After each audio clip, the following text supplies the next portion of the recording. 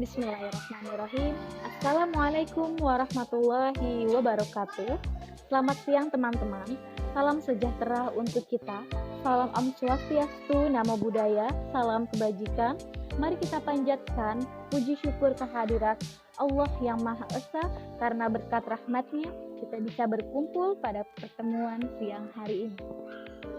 Yang saya hormati selaku dosen pengampu mata kuliah kajian puisi, yaitu Ibu Sangaji Niken Hapsari MPD, dan tak lupa yang saya sayangi teman-teman seperjuangan X4D yang senantiasa dalam keadaan sehat walafiat. Amin amin ya robbal alamin.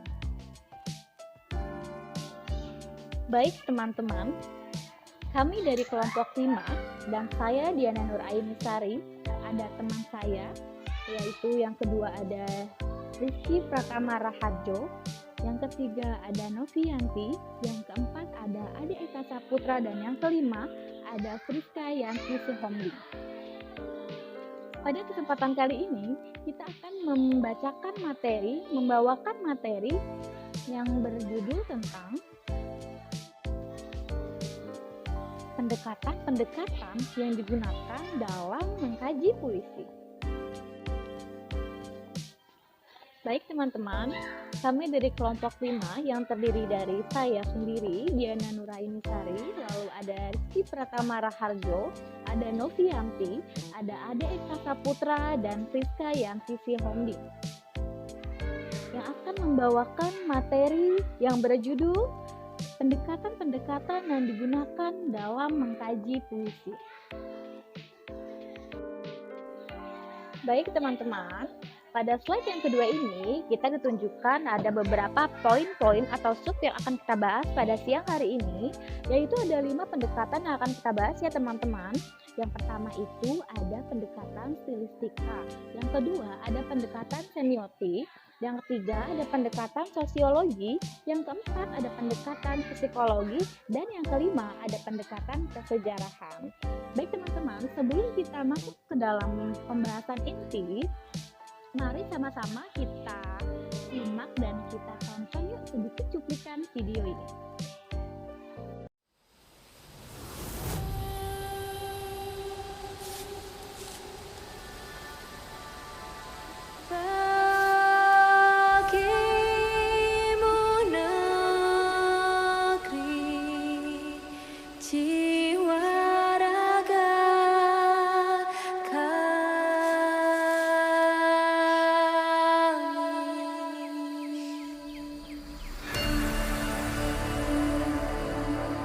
Indonesia is the most beautiful land in the universe.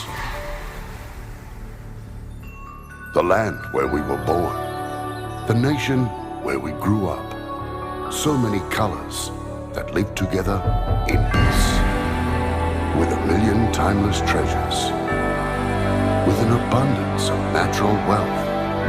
Indonesia is not just wonderful.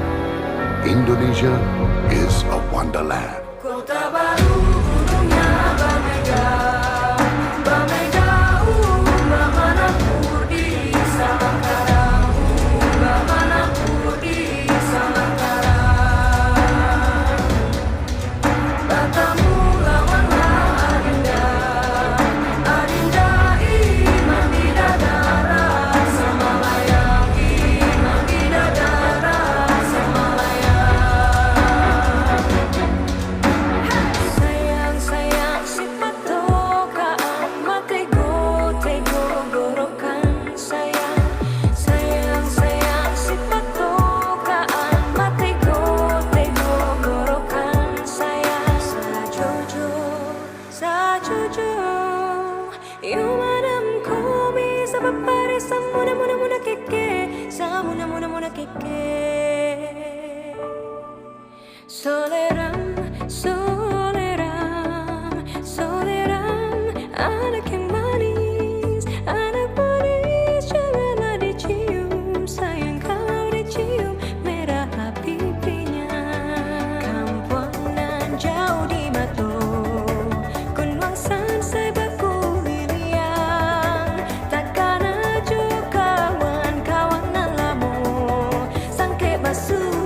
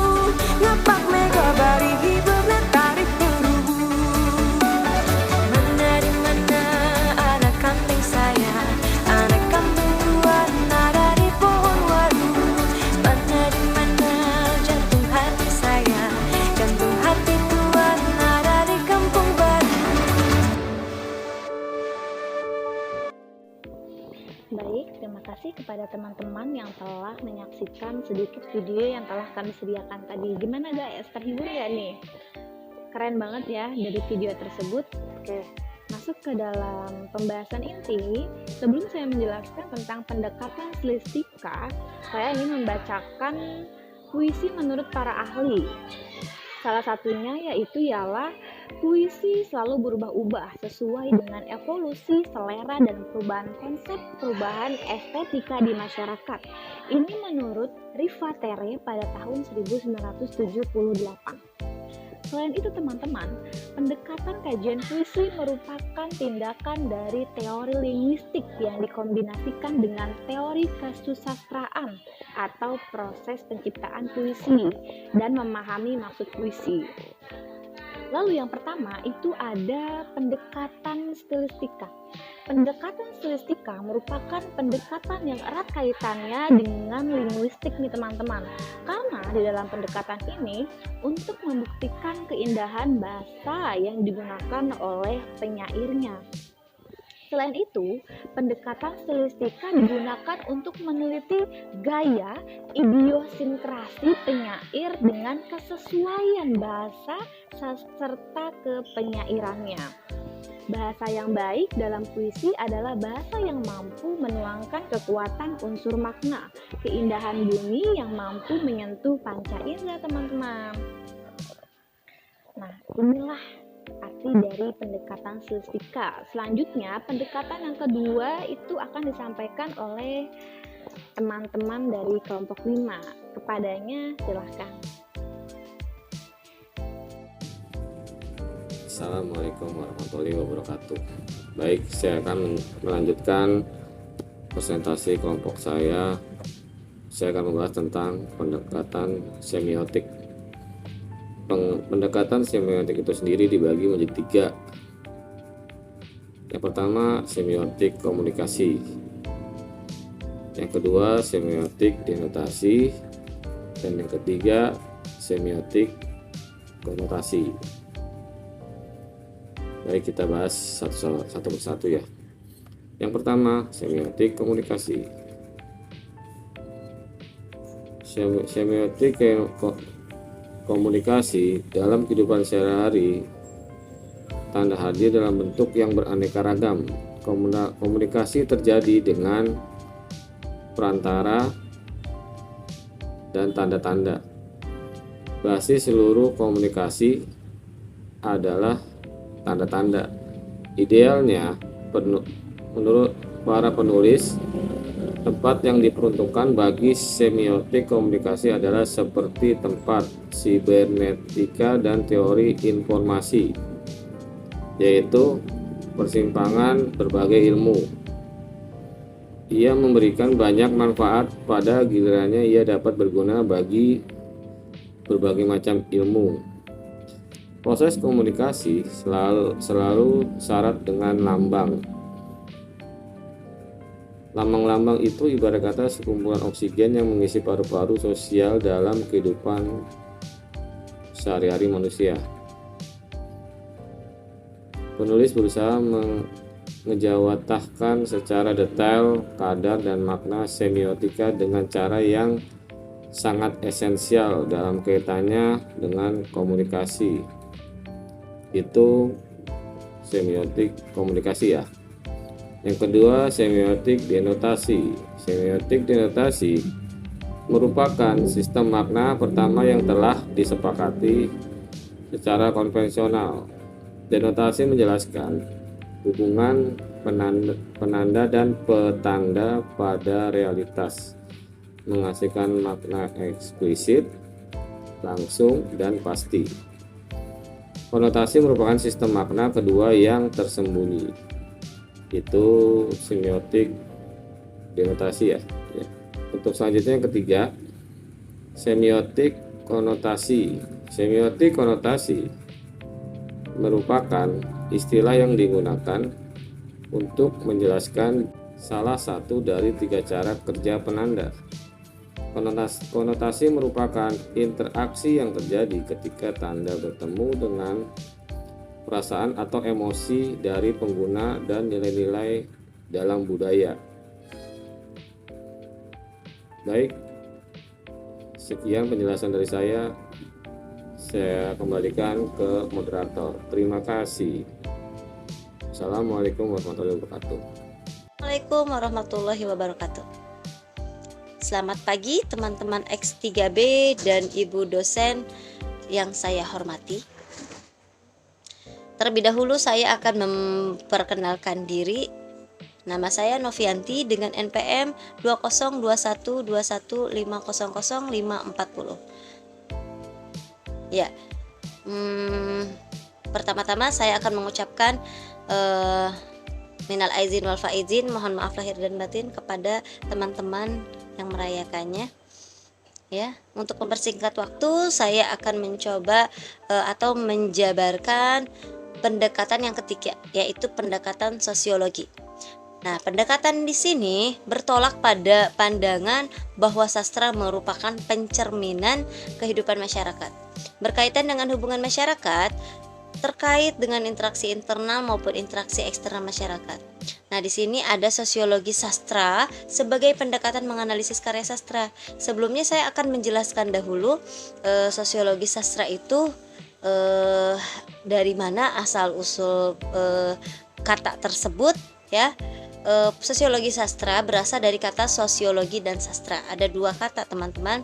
Sosiologi berasal dari kata sos yang berasal dari Yunani yang berarti sama, bersatu, kawan, teman, dan logi atau logos yang berarti sabda, perkataan, perumpamaan.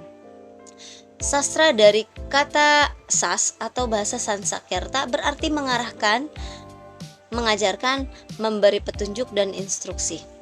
Akhirantra berarti alat, sarana. Merujuk dari definisi tersebut, keduanya memiliki objek yang sama, yaitu manusia dan masyarakat. Meskipun demikian, hakikat sosiologi dan sastra sangat berbeda, bahkan bertentangan secara diametral.